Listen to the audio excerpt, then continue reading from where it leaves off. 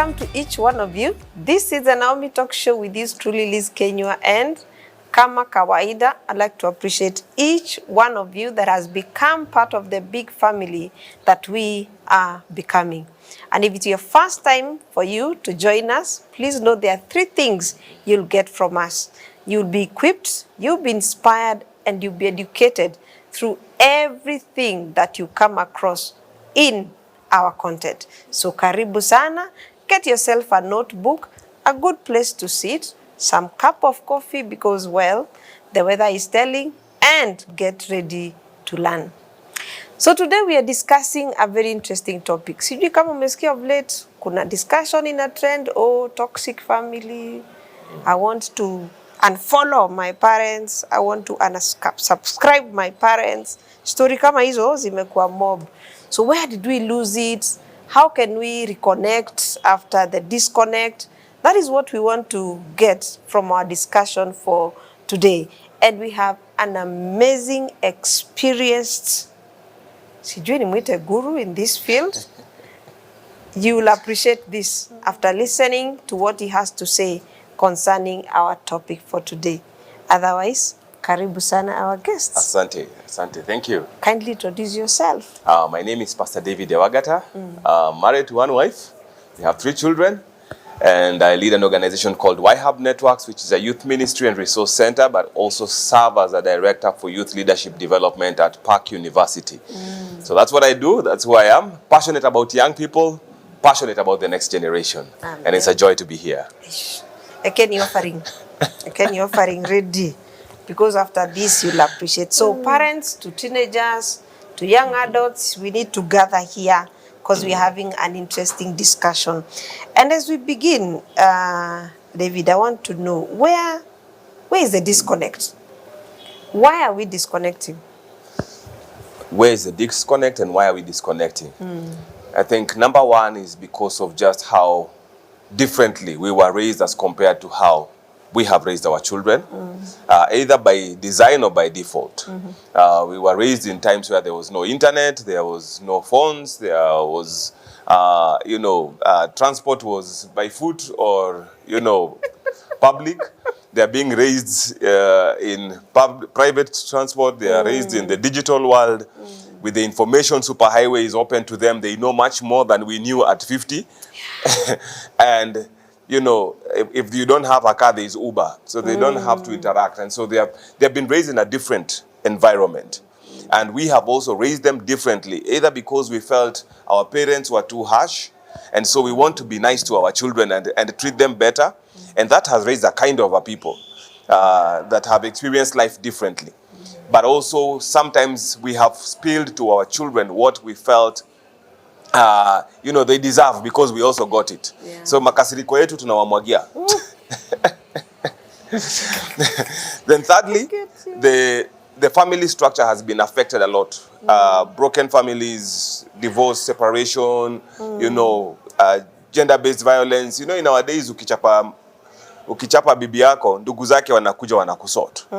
Now it's everyone by himself. Yeah, everyone for himself. And so they're experiencing a lot more of the internal family turmoil without any support around them, the breakdown of the family structure. So that's where we are. And that disconnect has always been. It's only that this time change is happening so fast that if you take out 30 years from where we are today, it's a totally different world. As compared to between 1950 and 1960 and 1970 or 80, there was not much of a difference. Technology was evolving slowly. Education was changing slowly. Information was trickling slowly. Now everything is on fast forward. So what happened in 30 years in the 50s happens in 10 or less years in our current generation. What? Hey. Yeah. Sikia kama naanza kusikia butterflies. Because then it's almost impossible to do life in isolation as a family. But then I think, as you're saying, we are also doing life very individualistically. Yeah. To the point you even don't know your neighbor. Yeah. And your children rarely go out to interact with other children. And so all these conclusions are breeding the problems of our children disconnecting, and basically the entire family having a disconnection. Yeah. But anyway, how can now a parent tell there's something brewing in terms of a disconnection is developing? It's very subtle, but the joy of it is that we all know. It's, are we willing to deal with it? The Bible says, train up a child in the way he should go, and when they have grown up, they will not depart from it. Are we intentional in those formative years when this child is growing up to be able to not just equip them? Because I know sometimes what we do is take them to church and hope the church does miracles. Take them to school and hope the teachers do wonders. And then all we do is pay the bills, give our offerings or pay the school fees and hope that that is sufficient for this person to get whatever they need, and I don't have to deal with them. If they have a problem, get a counselor. So we are always subletting. And hands off. Hands off. But are we intentional about spending time with our children? Are we intentional about knowing who they are? How much time do we spend? There's a research that was done, and they said the average father spends about 3 to 5 minutes a week With your children? in an interaction with their children. 5 minutes? Yes. In a week? Yes. The mother does better, probably 20 minutes. Wow. That's the average. Now, there are some who are intense, there are some who are not intense. So, wengine tumefunikia wengine. So, kuna wale, because think about it. Hata kuna wale wako negative. Kuna wale wako negative. The children see them, passing in the morning as they go to work, because they are leaving at 5. And they are coming back at 9, 10 p.m. And so there is zero interaction. That is why during COVID, a lot of marriages broke down. Yeah. A lot of children got into depression because they don't know what to do with their father. And I was speaking to a young man, and he's telling me when COVID happened, that's when their parents went apart. Because the father is like, I don't know what to do with these people. The mother is like, what are you doing in here? Normally you leave and we are at peace. Imagine. So even this child who is, and now in this 17, 18 years old at that time, is like, I didn't know what to do with my father. He would come in, would disappear, because we've never talked. So we assume that relationships are based on the fact that you sired a child. It is not. You have to be intentional. You have to spend time. It's going to be, and I can assure you, it's going to be uncomfortable the first time. Even the second, third, fourth time. It's a habit you build. And then finally you learn how to talk with your children, not talk at your children. Hapo. Yeah. Hapo, rudia. You learn to talk with your children and not at your children. Umeoga? Umefua nguo zako? Unaenda kulala? Unakula nini? Military style. Military style. And it's very easy to do that because it doesn't take a lot of effort. But the moment I say, I want to go and hang out with my son, what will we talk about for 2 hours? I want to hang out with my daughter, or I want to hang out with my children. I've come into the house and I say, everybody come to the living room. Will it be a horror movie or will it be a fellowship? So being intentional about spending time with your children. Because it doesn't matter how much pressure comes from outside. Research done by One Hope in 2019, this was before COVID, said still the most significant person in the life of a young person is a significant adult. Forget about the celebrities, forget about the movie stars, forget about their music artists, forget about the politicians. The most influential person is a significant, present, physical adult. Yeah. And better still, the parent. So it doesn't matter how much influence comes from all the other quarters. If the parent is present, the significance of his availability to this child can be able to overcome anything, can be able to overcome the drug culture, the alcohol culture, the sex culture, the music culture, all those things around them that affect them. This parent can be able to hold them back and protect their child from them just by being with them. And it doesn't have to be ati sasa unaishi nao permanently. No, it's just that they know I'm present. In the evening they will come, they'll find me there, and it makes a whole difference. I will tell you a story. One time, my wife has been studying, and so she will be home most of the time studying and all that. And when her birthday happened, I think a year ago, we asked our children, so what is the most important thing about about mom for you. And it's when my second-born son said, you know what? I know any day I come home, I'll find her. Wow. Presence. Presence. And that's what probably they are like. Not probably. That's what our children are like. We never imagined that they look at it that way. Because many times we think, my children are happy when they hear I've gone to work and I bring goodies. But that every day I come home, I know I'll find my mother is a big thing. Wow. Because she can go to work after they grow up and move out and get married. That's what we struggle with. Thank you. Okay, I know we're talking about, but that's a bit I think most of us struggle with.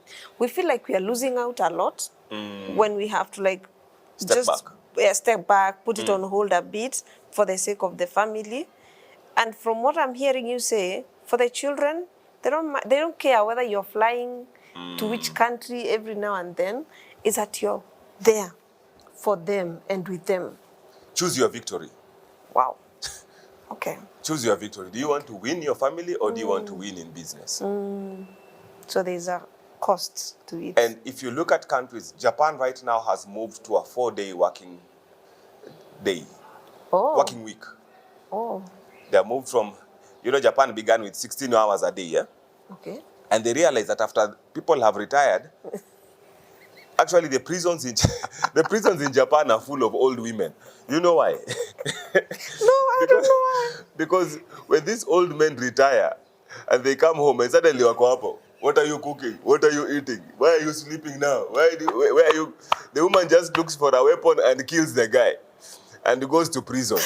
So the Japanese prisons were full of old women who have killed their husbands, who came back home after working for all their lives to take care of them. Like sasa hiki mzee kinakuja hapa kunipigia makelele kinaniuliza maji mnachemsha na makaa. Mbona mtumii gas? Unamnyorosha. So, but you see what we celebrate about Japan?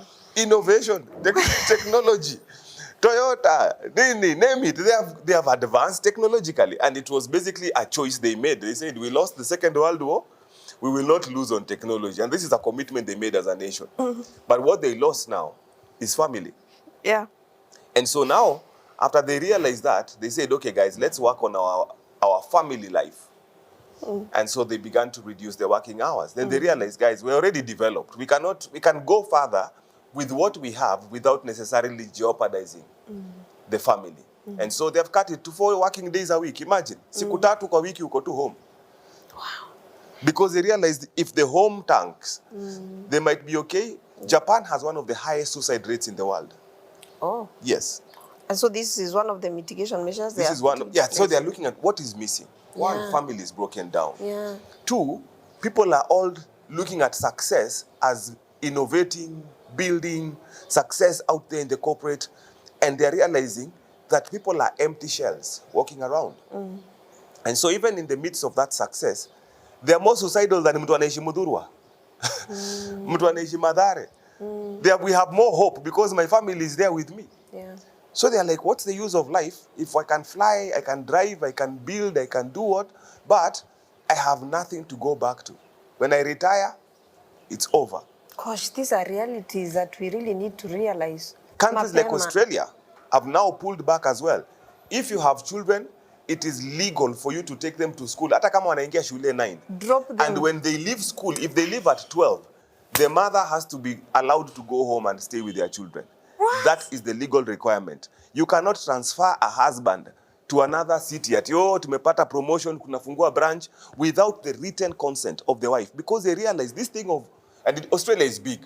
It's not a place where you can go weekday and come back weekend. And if you move him, you will pay the fines as an organization. Wow. But if the wife is moving to go there, you will pay her exact salary for as long as she's in that city. Because they realized family is number one. It doesn't matter how successful we are in every way. That's why now Australia has become one of the top countries. Actually, I think it's a top country to live in the world right now.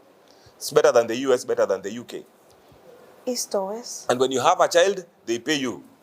They are realizing East or West home is best. Home is, you cannot go outside home. But sasa is us here in Africa. Sasa bado tuko teke tunajituma huko kule watu wanarudi. You see, Lord have mercy on unfortunately, we us. don't learn from people's mistakes. Oh dear. All right? It's that joke of, money is not everything, but let me find out for myself. Yeah. And so you end up running there. You make the money, Yes. you build the success, and then you come back and you have to deal with taking your children to rehab, dealing with them having gone astray in many ways, breaking up their hopes and aspirations. You have shells instead of children. What happens? They will spend your money in 24 hours after you die. So we need to go back and ask ourselves. And fortunately, by the fact that we are a third world, which is a first and second world, tuangalie what's happening in the US. How did it fall back from a country that is one nation under God to a country that is the front line of every vice? Look at countries like the UK. Again, very great nations. Why are they falling apart? Why are they not able to maintain their family structures, their faith values, and all this? Why is Australia putting these measures in place? Why is Japan putting these measures in place? Because there is a reasoning around that should inform how we do things here and now, so that we can be able to safeguard our children, because there is no second chance. I can get a job at 70. Yeah. Hata kama ni kukua carpenter, niende tu I develop a skill, I make very good furniture, I can still get a job at 70. But I can't raise my children again. Yeah. By the way. Yeah. That's right. Once imepita, and it's a very short window. We think, okay, of course the human being is the animal, the creature that has the longest time with its children. But by the time, my son is now 19. If I'd influenced him, I've influenced him. If I've not, in fact, it's just a matter of time before he leaves this country. It's gone. If at all he's going to leave the country. Or leave the house and go. Akienda university harudi. If I've not trained him in the way he should go, there's nothing I can do. My second born is 14. I have a 4-year window with him. My last is 11. So all of them, between now and 2030, have no children. I can do whatever I want from then. If I want to travel the world, me and my wife tunashika mabag zetu tunaenda, hata tunarentisha hiyo nyumba, tunafanya Airbnb. Sika zetu ni kuenda tu tukiedaga. But you'll be peaceful. If they have not, otherwise, Pastor Ernest Wamboye says, if you don't raise your children, you will raise your grandchildren. Watakuletea wajukuu hapo hivyo. Na ameitwa na jina yako, huwezi muacha. Yenyewe kuzaa sio kazi. Kazi ni kulea. Yes. And that's what probably we are running away from, and having the excuse of, I have to do this for them. I have to go out and, be unavailable so that I bring them the bacon. At the expense of, in your later years, you as you're saying, they're in rehab and all those things. Oh my goodness. Okay. Guys, I'm also learning. I'm having the wake-up call, because hata mimi ni mzazi, even when I'm on this side. So, looking at it now, we have the wife and the husband. I know this is very controversial. Who should slow down when the children are there? Who should slow down when the children are there? I don't think it's a question of who. It's a question of what works. Ah, okay. Yes. Because I could be here and my wife earns 10 times my salary. It will be foolish for me to tell her, wacha tukae na tithe. But do you think there's a man who will be comfortable? But you see, slowing down, what does slowing down mean? It just means being able to measure our times and everything. Yes. It's not even about slowing down. It's about being very principled about how we work. I tell people, every place I go to work, if it doesn't support family, I'm not going to sign up. Because I will not work strange hours. Natoka home saa 11 naingia home saa 5 usiku. It's not even healthy. It's not even humanely healthy for you to work like that. Am I able to, yes, if I come at 5, am I able to leave at 10 and go and do some hangout with my children? Or leave at 3 and then spend the evening with them? If you want me to come back at 8 p.m., the children are already in bed. I can be able to do that. How flexible is that for me to be able to manage my family well? All right? Now, that's why I'm saying in a country like Australia, where they have said, if you have children, this is what requirements go with employing a person with little children. If your company is okay with it, take them. But also, legally, if I apply and I qualify and you don't take me because I have children, you have another problem. Because you're discouraging those who are raising families from raising families. So there's obligation from the state to be able to make sure that even the person who is slowing down because they're raising children has the same opportunity as the person who is single, has no obligations. Both of them have to deliver to work, because even raising children is a part of nation building. Yeah. So they have shifted their mind from kulea watoto ni kuchelewa na maisha, na kufanya kazi ndio kujenga nchi. No. My time with those children is actually very significant in building the nation, until we rewire our thinking that way. So that my raising of my children is not a disadvantage to the organization. Because if my child gets into drugs and has to go for rehab, and by law, the insurance is supposed to pay for him, what am I doing? I've taken from that economy that you've built. And let me tell you, rehab is one of the most expensive. Afadhali ukwe hospitali unaumwa na kichwa, roho, masikio, macho, than for you to be going to rehab. I've dealt with people in rehab. Let me tell you, the parents fork out money more than they would pay for USIU University or for Back University or for Daystar or any of these private universities. Much more. Because rehab is expensive. And they are capitalizing on the fact that it's your mistake. And it's not that child who will pay for it. It's you as the parent. So, these nations have realized, if these children don't go well, whatever investments we've made will go south. If the next generation becomes alcoholics and drunkards, when we retire, who is going to cover the national budget to take care of the wazee? Where will the NSSF get the money? Watoto wako wawili wako rehab, wangu watatu wako rehab, ule mwingine ni mwizi, ule mwingine amezaa tu akizaa akiendanga. You know? So the economy is going to crash anyway. So build the nation and realize that in building the nation, building the family is a significant part of building the nation. Building the church building the family is a significant part of building the church. Building the community, the family is a significant part. That's why it's called the nuclear family. It's the anchor. It's the center that holds the entire community. If the family breaks down, there is no law. If the family breaks down, there is no state. If the family breaks down, there is no church. So build this and then build on top of it. Yeah. Wow. Okay, I truly hope you're also learning something. And so now let me ask on behalf of parents. How can we position ourselves right to be able to bring or create that good atmosphere at home that leads to a healthy relationship? How can we build a good atmosphere at home that builds a healthy relationship? Number one, presence. There is no magic to it. There is no science to it. Just be present. I dealt with a young person who had a strained relationship with the father for a long time. And then the father died. And he said this, it's better a bad father than no father at all. Oh. And I dealt with him. I knew his stories, the fights they had with the father, and sometimes as fathers we can, and that's why the Bible says, fathers, do not embitter your children, because we have a knack to be able to push our children to the corner. And he said, when I look at the battles I had with my father and the disagreements and the messes he put us through, right now as an orphan or as a fatherless person, it is better for me to have that father to fight with than to have no father. Wow. And unfortunately, he was learning that too late, because probably at one point in his life, he was like, afadhali akufe. And sometimes we go through that. Yeah. And so, presence is number one. Number two is be a learner.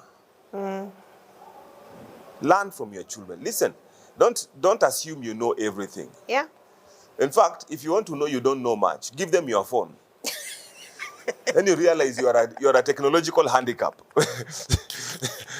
Because they know them. Right now, when I have a problem with my phone, I tell my kids, fix it. And they'll fix it. Yeah. All right? So, Learn from them. Don't sit with them as the guru versus the unknowledgeable. Yeah. Because of the way they are raised with the world of technology, they have significantly more information than you imagine they do. Pick a topic. They will give you information. Why? Because for them it's easy. Yeah. I just need to search and I will get the information. And so sit to them as a learner, learn from them, hang out with them, have fun with your children. Yeah. Even if you laugh once a week, at least kamoja too, you know? Because sometimes we go out there, we make the whole world laugh, the whole world happy, the whole world enjoy our company, and we come home and we deny our very own that because we feel like home is where you go when you're tired of being good to people. So spend time with them, laugh with them. Yeah. If you have to go for something that, and especially for men and their boys, men usually don't communicate directly. So we have a third party that is there, whether it is football, whether it is roasting nyama, whether it is washing the car. Do something together. Go for a drive. As you're driving, talk. The other day I drove with my son to the village, just the two of us. Of course, he slept most of the time, but we were the two of us in the car. And it was a joy for us. Because I'm driving, we can talk about something and keep going. Talk about the traffic, keep going. But it allowed us to spend time, literally about 8 hours together, which is, you know, for most people, very rare. Yeah. And because we have a relationship, it was not uncomfortable. So create opportunities to spend time with him or with her. With my daughter, it's very easy. She has stories to ask from here to Timbuktu. We will talk and talk. But create That's the time. nature of a woman. Yes. Create time to laugh with them. Be vulnerable. Yeah. You don't have Hapo ndio inakuanga ngumu. Funguka tu kidogo. Hatujawahi sema tulianguka shule ama tulichapwa. I was number 1. Wazazi I was number 1. Inueni mkono tu pole pole. Just be vulnerable. Tell them of your failures. Tell them how you met their mother. You know? Tell them how you've struggled with this and that and the other, because sometimes we carry ourselves as invincibles. Yeah. And our children make mistakes and they don't understand how to talk to you because you're too perfect. They have never, you're too perfect. Or even when you make mistakes, nobody can ask you. Yeah. And I met with some fathers and sons some time back and I asked them, are there things about you that you wish your son did not know? Then are there things about you, about your father that he didn't tell you that you wish he had told you? And have you told them to your son? So just being able to retrospect and look, are there ways that you have done things that you wish were done better for you? And are you doing them for your children? And so being able to be a reflective parent, sit down and reflect. And because when you reflect on your parenting, you're also able to get opportunities to build on it. Last but not least, attend a training. By the way. Just humble yourself enough to go and sit in that parenting conference or, you know, men's conference. Hear what fathers are doing with their sons. Hear what mothers are doing with their daughters. Ask. Yeah. Learn. Go online. There is a million tools. In fact, even there are questions to ask your children. Kama imekataa. Apart from zile za umeoga. Just go and Google questions to ask a young person. Yani, there's someone who can be totally disconnected to the point you have nothing to talk about except umeoga, umekula, shule ilikuwaje, and you're done. You know, some of us have not much information. Kuna hata kukatiana walikuwa nakatiana na ameandika notes. Hi. I had a classmate walikuwa wanaenda katiana ameandika short notes. Amekuja na Mkenya anakuja katiana. Kama mtu anaweza katiana na Mkenya, tafadhali mzazi, tumia Mkenya kai imekataa kabisa. Itisha tu notes, Google notes for asking questions to a young person, how to talk to a son. Find the questions. Ongea na yeye. Ukikwama unakuja unafungua ka phone unaangalia hivi unachungulia unasema. Oh, okay. How many friends do you have?